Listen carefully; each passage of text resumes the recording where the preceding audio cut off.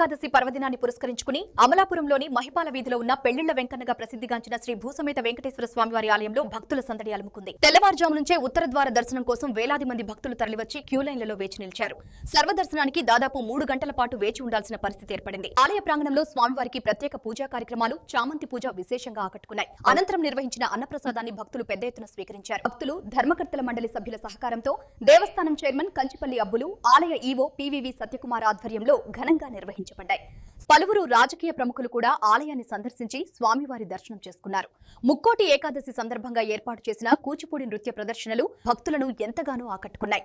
నాట్యాచార్యులు కోసిరెడ్డి రమేష్ నాయుడు, రమ్య దంపతులకు ప్రోత్సాహకరంగా 10,000 రూపాయల చెక్కును దేవస్థానం తరఫున అందజేశారు.